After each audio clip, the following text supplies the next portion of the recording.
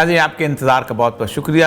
Major آفتاب صاحب ہمارے ساتھ ہیں. جی سر, تو اب امریکہ نکلا ہے اور بری طرح نکلا ہے, اور تاریخ میں اتنی ذلت آمیز شکست اتنی بڑی سپر پاور کی کبھی نہیں ہوئی, اور وہ 3 لاکھ فوج جو تیار کر کے گیا تھا وہ ایسے دھڑام سے گر گئی ہے. اس کے بعد آپ کا جانے کا خیال کیسے آیا؟ اب میں اس میں تھوڑا سا اضافہ کروں گا, اچھا, اور یہ پوری پاکستانی قوم کے لیے اور امت مسلمہ کے لیے اضافہ ہے کہ یہ جو صلیبی جنگ تھی نا, یہ سلطان صلاح الدین ایوبی کی جنگوں سے بڑی جنگ تھی ماشاءاللہ. اس میں دیکھیں 8-10 لوگ تھے. فلپ اسپین کا, فرانس کا, رچرڈ تھا, the Lion Heart, جرمنی کا بادشاہ تھا, 8-10 وہ لوگ تھے, اور ادھر سے ہمارا صلاح الدین تھا اکیلا. لیکن جنگ برابر کی اس سینس میں تھی کہ ادھر بھی تلوار تھی, ادھر بھی تلوار تھی, ادھر بھی تیر کمان تھا, ادھر بھی تیر کمان, ادھر بھی گھوڑے تھے, ادھر بھی گھوڑے. یہ تو جنگ آپ نے ڈرونز کے خلاف, B-52 بمبرز کے خلاف, ڈرٹی بمز کے خلاف, ٹینکوں کے خلاف, 48 ملک, ہموی کے خلاف. 48 ملک تو وہ تھے جو شامل تھے, کچھ ہمارے جیسے بھی تھے. 150 کی پوری UNO کے منافقین انہی کے ساتھ تھے, صلیبیوں کے ساتھ تھے. 2-4 تھے جو اندرون خانہ کچھ مدد کر رہے ہیں. آپ سوچیں کہ صلاح الدین ایوبی کا کوئی پڑوسی اس کے خلاف نہیں تھا. افغانوں کے تو چاروں پڑوسی ان کے خلاف تھے, تاجکستان خلاف, افغانستان خلاف, ایران خلاف, پاکستان خلاف, ازبکستان خلاف. بالکل. تو یہ بڑی جنگ تھی, واقعی بڑی جنگ. اور اس میں آپ نے کہا نا کہ وہ کس طرح بھاگے, تو طالبان کی عظمت یہ ہے کہ انہوں نے امریکیوں کی نال بندی کی. نال بندی کر کے ان کو بھیجا, گھوڑے کے اوپر جو لگاتا ہے نشان لگا کے, تاکہ زیادہ تکلیف نہ اور نکل جائے. ٹھیک ہے, وہ نکل گئی. اور جس طرح انہوں نے ایئرپورٹ سے انہوں نے جانے دیا, انہوں نے باقاعدہ اپنے سامنے. اور آپ خود سوچیں کہ کوئی کسی کو کچھ نہیں کہہ رہا, کوئی طالبان جو ہیں وہ آرام سے بیٹھے دیکھ رہے ہیں اور لوگ بھاگے چلے جا رہے ہیں. اسی لیے میں اس کو میں نال بندی کہہ رہا ہوں کہ انہوں نے کہا کہ آرام سے بھاگے. بالکل ٹھیک.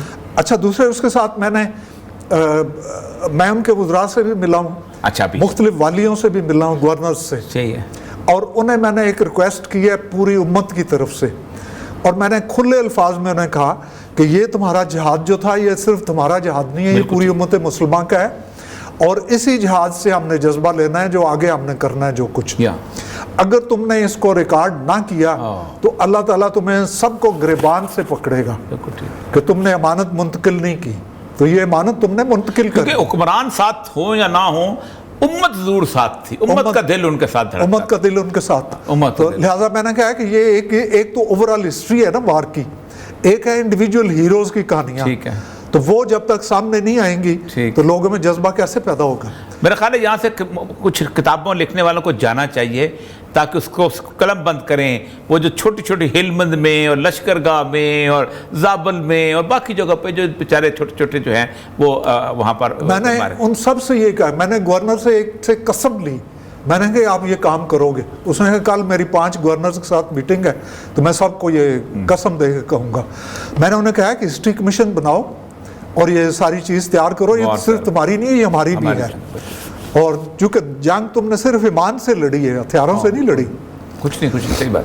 تو اب پھر ہاں جی, تو اس میں آپ کو میں صرف ایک آدھ ایگزامپل دوں گا.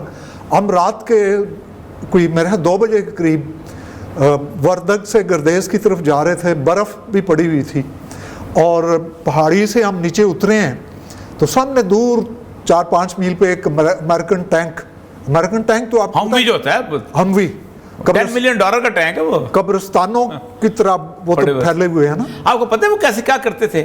اس طرح کی ایک بوتل ہوتی تھی, اس میں پٹرول ڈالتے تھے. یہ وہ ٹینک ہے کہ جو مطلب ریپیل کرتا ہے اس کو, آپ کو پتہ ہے میگنیٹک فیلڈ ہے, وہ کوئی میزائل بھی آئے تو واپس بھیجتا ہے, اس کے اس ونڈ پائپ پہ مارتے تھے وہ پٹرول, وہ پھٹ جاتا تھا ٹینک سے. تو وہ دور سے ہم نے دیکھا 3-4 کلومیٹر دور سے کہ ایک مجاہد جو ہے نا طالبان, وہ مشین گن پہ اوپر کھڑا ہے اور پہرا دے رہا ہے, کیونکہ بڑی سیکیورٹی بہترین ہے.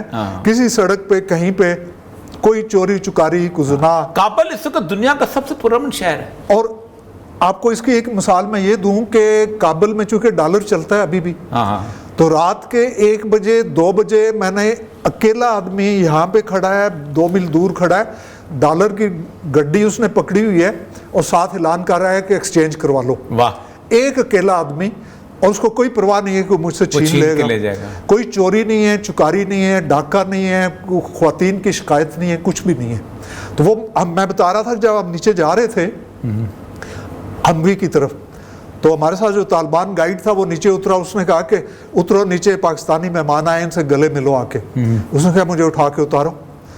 पता ये चला कि उसकी दोनों टांगे नहीं, अल्लाह अकबर, जिस शख्स की दोनों टांगे नहीं है और वो मशीन गन पे खड़ा है ना तो उससे B-52 लड़ सकता है, नहीं लड़ सकता। उससे हमवी लड़ सकती नहीं है, लड़ सकता, नहीं लड़ सकता, उससे कोई नहीं लड़ सकता कोई नहीं लड़ उससे। सकता, कोई नहीं लड़ सकता। मैं ऐसी तो बहुत ये सी नुकसान- मिसालें देखी हैं जो ये बेचारे उसमें लैंड माइंस में मारे गए थे, घिसट घिसट के उन्होंने जहाज लड़े हैं, बिल्कुल लड़े। रेतों के ऊपर घिसट घिसट के जहाज। पूरा दिन एक रोटी मिली, 4 आदमियों को 4 टुकड़े किए, कहीं बर्फ के साथ खा ली, और अगर ज्यादा से ज्यादा खुशकिस्मत थे तो किसी गडरिये की झोंपड़ी में गए और थोड़ी सी लस्सी मिल गई, बिल्कुल। और लस्सी मिल गई तो ईद होगी। ये कतर की जब पहली दावत हुई है, जब इनके अमेरिकन से मुलाकात, तो खाना लगा, जी हर शख्स रोया है वहां पर बैठ के, तालिबान का रिप्रेजेंटेटिव कहते हैं हमसे नहीं खाया जा रहा क्योंकि हमने जो 20 साल गुजारे हैं आप उसका सोच नहीं सकते।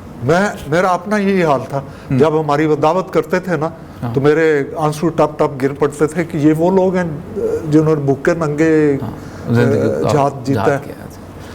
तो ये जज्बा था सा।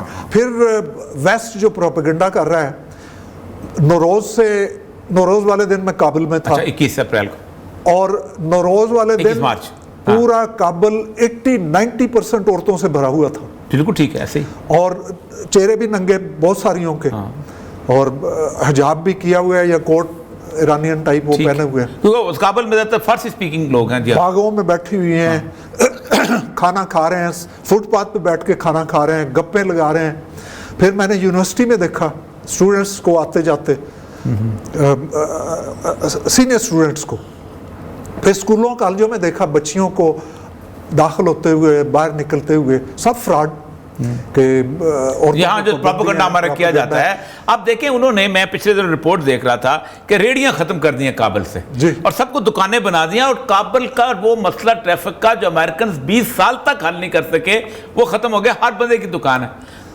बिल्कुल। काबुल में मैं कोई 4-5 दफा रहा हूँ और किसी सड़क पे हमें कोई रुकावट नहीं हुई, सही, किसी किस्म की। ठीक। और ट्रैफिक रवान। और कहाँ गए फिर आप?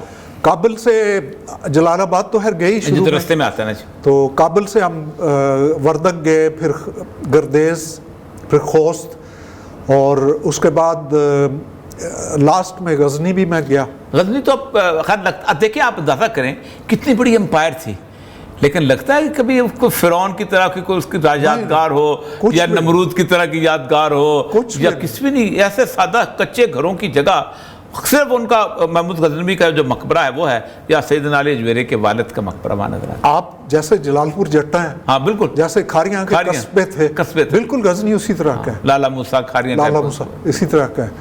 और फिर कैसे कैसे लोग कांपते थे जब वो सबुक्तगीन निकलता था, और जब महमूद गजनवी निकलता था तो नीचे तक सारा हिंदुत्वा खौफ से कांपता था। बिल्कुल। हाँ, आपका। और उसके बाद काबुल में तो है, हम सहाबा के मज़ार पे भी गए, वो भी आप गए होंगे। सहाबा के मज़ार पे गए, बाबर का मज़ार, बाबर की कब्र पे गए, बाला हिसार पे गए, और फिर मेरे दिल में आया कि हम साउथ तो या मिडल तो सारे जाते हैं, नॉर्थ हो क्या है, नॉर्थ को जाएं। अब्दुल्ला से आप मिले, इस पे हम बात करेंगे ब्रेक के बाद, क्योंकि ये शायद ही कोई मिला हो पाकिस्तानी इस तरीके के साथ, कोई नहीं मिला। तो नाज़रीन, इंतहाई कंट्रोवर्शियल शख्सियत अब्दुल्ला अहमद शाह मसूद के उस कॉन्फिडेंट पाकिस्तान के बारे में उनके क्या जज्बात रहे हैं, अब क्या सूरत हाल है। अगरचे कि वो तालिबान के हाउस अरेस्ट थे, लेकिन मेजर आफ्ताब साहब अपनी जिसे सरिश्त से बात नहीं आए, ये उस जगह पर जाकर उससे मिल के आए। इससे हाल अहवाल पूछते हैं ब्रेक के बाद।